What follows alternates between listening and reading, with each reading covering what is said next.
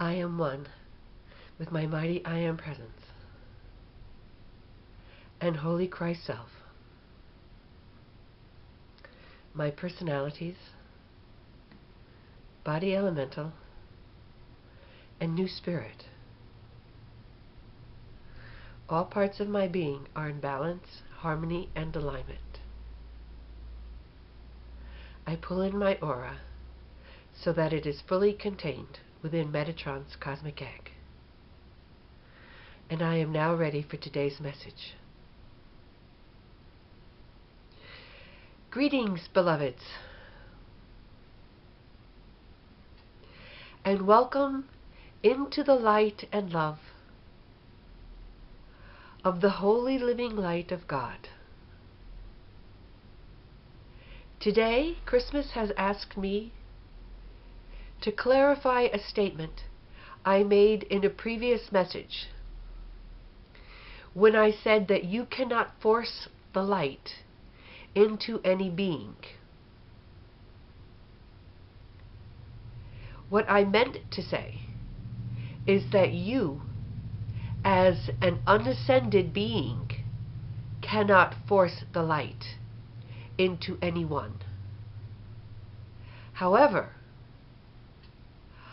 I myself, all of the Ascended Masters, and all of the light beings that are fully established in their own divine self can and do force light into people and places. You of yourself, as an unascended being, do not have the power or authority to force light into anyone. All that you can do, beloveds, is to vision and hold the light around the person.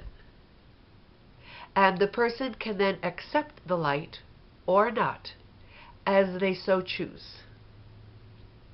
However, this does not apply to the entire hierarchy of light. If that were true, then a great majority of the human beings would be lost by their own decision to refuse the light. However, the light that we are now bringing into the planet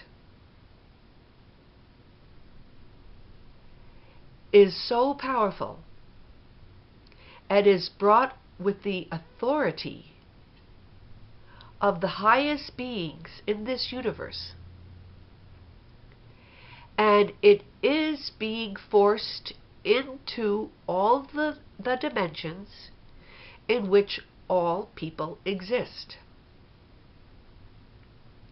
They cannot refuse this light, beloveds.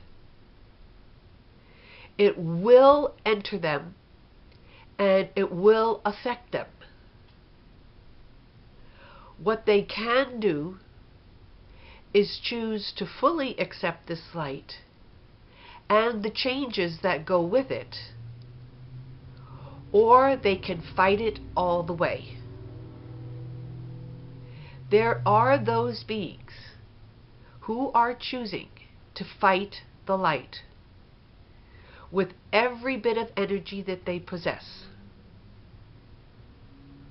And yet, we still send the light into them, for they have no control over us or our activities whatsoever. The light that is forced into them will cause them either to change and transform into a light being, or it will cause them to basically disintegrate and implode by the force of their own thoughts and activities.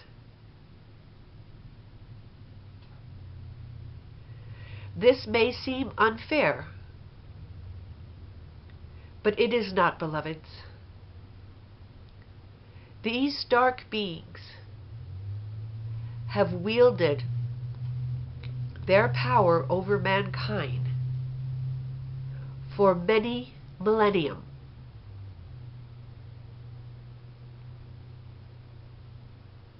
They are not being allowed to do this any further. The power of God is such that their time to freely explore the energies of the darkness is coming to a close, and a very rapid close. So, beloveds, do not think that the light is limited in any way whatsoever. For the holy living light, as it is wielded by the hierarchy of light, is all powerful and all knowing, and is everywhere present. No part of life can keep it out of them at this point in time.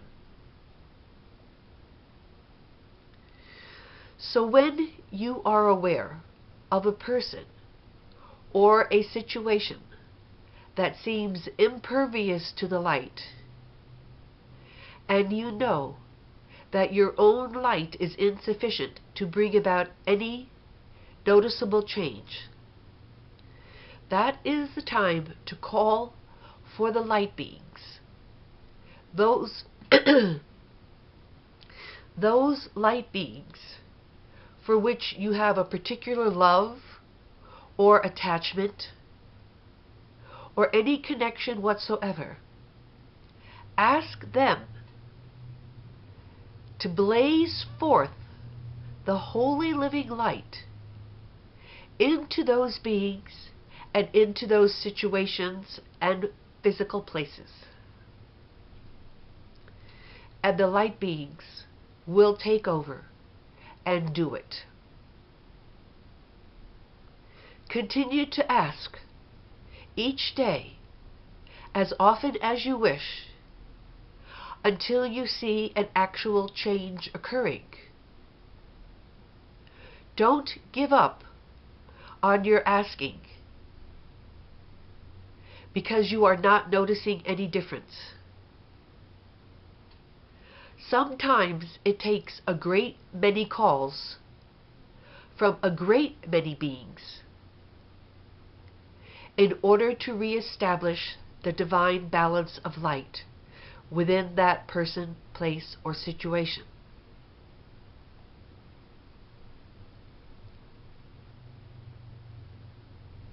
I hope this clarifies the statement that I made, and that you will continue to call for the holy living light to take its dominion and control in all people and places.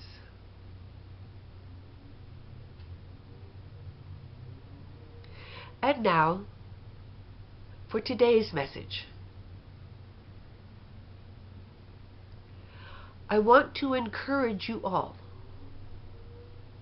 to learn to distinguish between the voice of the ego and the voice of the divine self.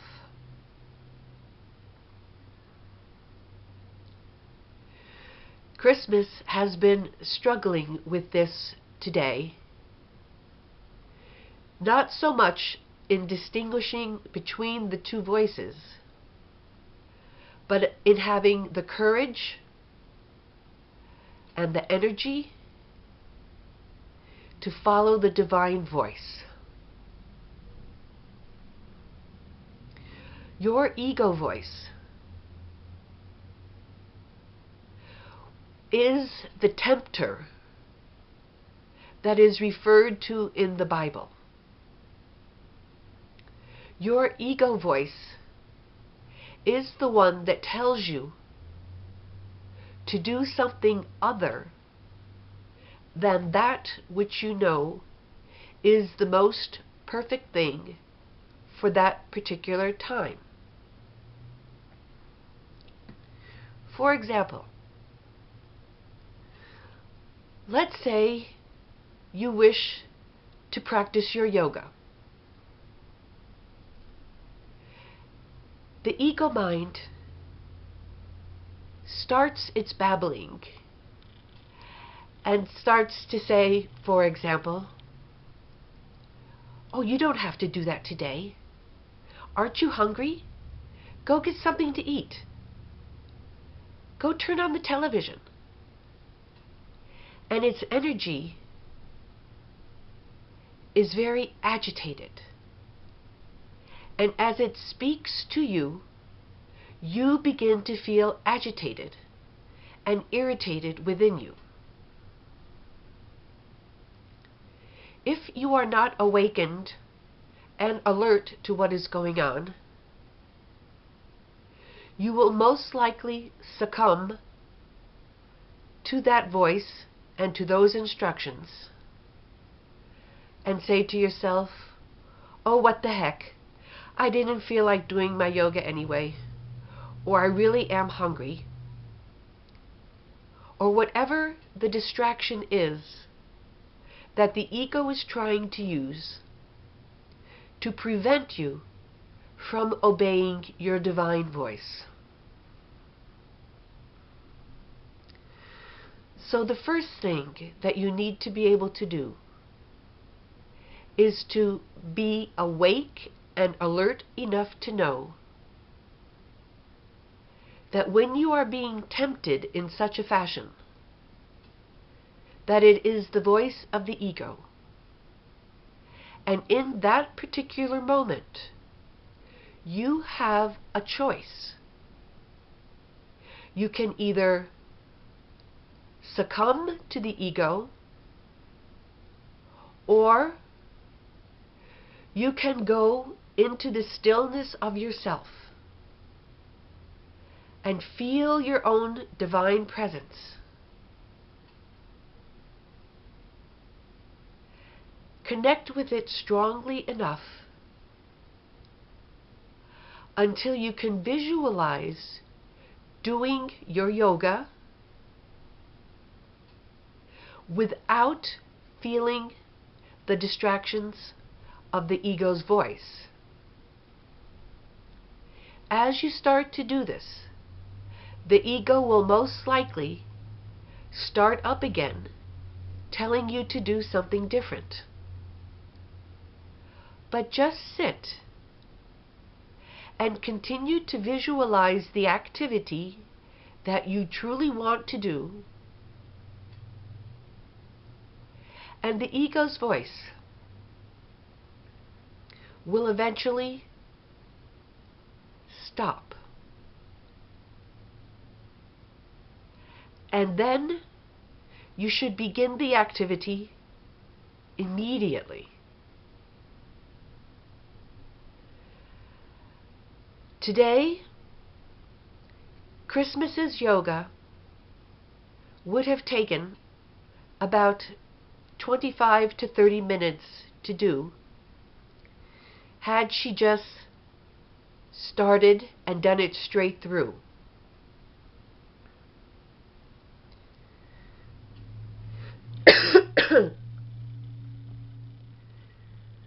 But as she was going through the process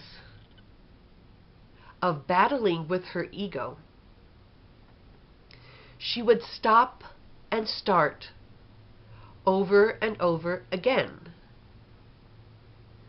She would start and do several positions, several postures, and then the ego would try and distract her again. So she would have to stop, come back into her divine self, and do it again. It ended up taking over an hour for her to complete her yoga. But what she gained in the battle with the ego was worth all of the effort that she put into it. She is truly trying to live her highest and best life by obeying her I Am presence, by asking her I Am presence what it wants her to do throughout the day. She has no obligations to anyone or anything else at this time. But the habits of the ego mind are strong. And it is constantly telling her to do something else than that which her I Am presence wishes her to do. I'm sure that this is the same for most of you. This is one of those activities that your guides cannot help you with. This is the mastery that you must achieve yourself. The mastery over the ego mind. Every day, you are given many opportunities to do this. What will you choose, beloveds? Will you choose to take the time and make the effort to obey your I Am presence in all things? And when you fail, and when you allow yourselves to be tempted by the ego mind, forgive yourselves right away. And then just try again. For as many times as you fail, you will succeed many more times. And in this way, quite slowly, but quite certainly, the ego mind will be silenced. The ego mind continues to thrive on the energy and the attention and the obedience that you give it. As long as you obey the ego mind, it gets stronger. Once you start obeying the divine mind gets stronger, and the ego mind begins to dissipate, to dissolve. And you will have become the master that you wish to be. So once again, when you feel the irritated, agitated energy of the ego mind,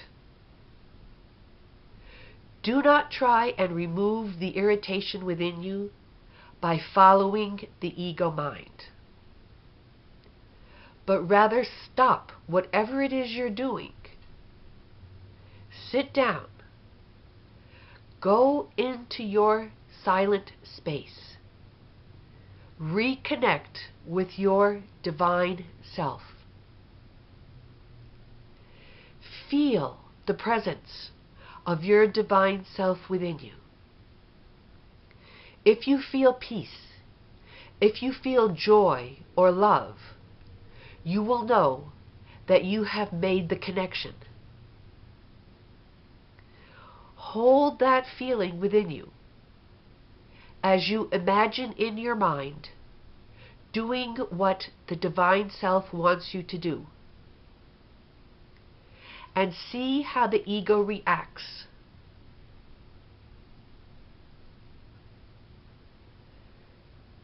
Keep that vision or imagination until you feel within your feeling world that you are at last able to do whatever the Divine Self has asked you to do, and that you will absolutely not allow the ego mind to distract you. You will gain great mastery by doing this, beloveds. And I encourage you to do so with all of your heart and with all of your mind. Thank you for listening to the videos. I love you and I bless you. I am Metatron.